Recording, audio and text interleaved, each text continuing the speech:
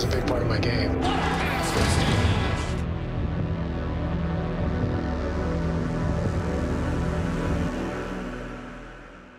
We are pleased to be joined on SportsCenter now by Lakers guard and five-time NBA champion Kobe Bryant, brought to us by Sprite. Kobe, welcome to SportsCenter. Let's start with your newest teammate out there in L.A. You've got an all-star point guard now in Steve Nash. How excited are you this deal was able to get done? Well, I'm very excited. I mean, he's, we all know what a phenomenal player he is and how intelligent he is and, what he brings to the table with his shooting and his playmaking ability. So I'm excited. Nash said that he gave you a call before giving the go-ahead for the trade. What did you say to him to convince him that the old saying really does ring true? If you can't beat him, join him.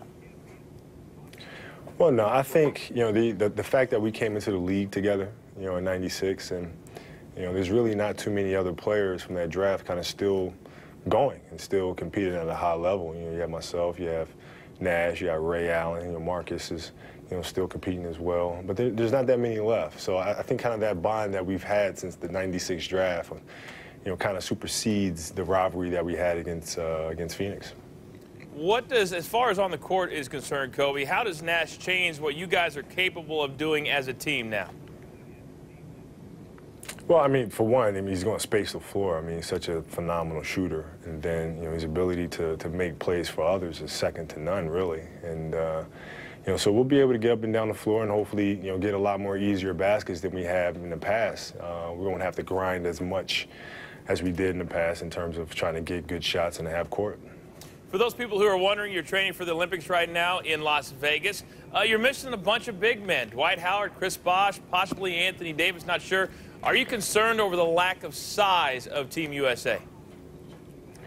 Very concerned. I mean, in the Olympics and the teams that we'll be facing all have a great amount of size, and they know how to use their size. They're very physical, and they're strong in the paint. So we're missing a lot by not having Dwight, not having Chris, and Lamar. We're missing that. I mentioned the name Dwight Howard. I'm sure you know the rumors are out there a little bit. Possibly you guys could still get him too. Is that something that you would want? Well, I want what's best for him. I mean, it's we've kind of established a relationship with all the guys, doing the '08 Olympic team, and I want him to do what he feels is best for him and what's going to make him happy, and hopefully bring him a great amount of success, individually and as well as winning championships. In the last Olympics, it was a lot of fun to watch you become very close, a lot of it in front of the cameras with LeBron James. What did you think of the fact that he was finally able to get a ring this year? Well, it's very well deserved. He's worked extremely hard, to get to this point, and he obviously is going through a tough time with, dealing with some adversity and people wanting to see him fail and so forth and so on. But, for him to finally get over the hump and get that championship is special for him. He's very excited, and I wish him congratulations. Speaking of LeBron, you are joining us today as part of the lead up to next year's Sprite Uncontainable game at NBA All-Star Weekend 2013. Yeah. You and LeBron are going to be coaching. I want to give you three names, okay? Phil Jackson, Coach K, Rudy Tomjanovich. Of those three, who do you think your coaching style is most going to be like? 100% Phil. Just because I grew up, I grew up playing for him. I mean, it's just, I don't know any other way. All right, so if that's the case, are you going to be passing out motivational books to your players as they get set for the game? What are you going to do? No, he only does that as the season progresses. And being that this is kind of a one-game thing, I'll see if I can install the triangle offense in one day, see how quickly these guys pick it up, and then we'll kind of go from there. All right, back to the Olympics quickly. I know this has been a shortened season, a lot of games in a short amount of time. How do you get yourself re-motivated now? Because I know you love playing in the Olympics. How motivated are you?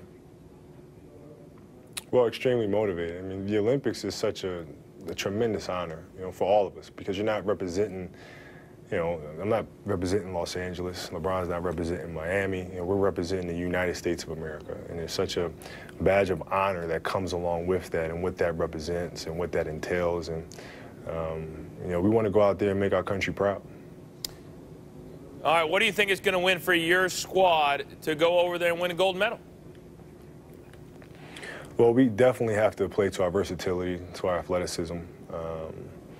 You know, and even though size, you know, we may be slightly disadvantaged in terms of having guys who are 7 feet and 6'11" and so forth, and we can definitely use that to our advantage, you know, by playing Carmelo at the 4, by playing LeBron at the 5, and kind of forcing the opposition to adjust. And if we can do those things, shoot the ball well, we should be back with the gold medal. Well, we appreciate the time. Best of luck in a few weeks over there in London. And go ahead and bring back the gold for us, all right? Thank you, man. I appreciate it.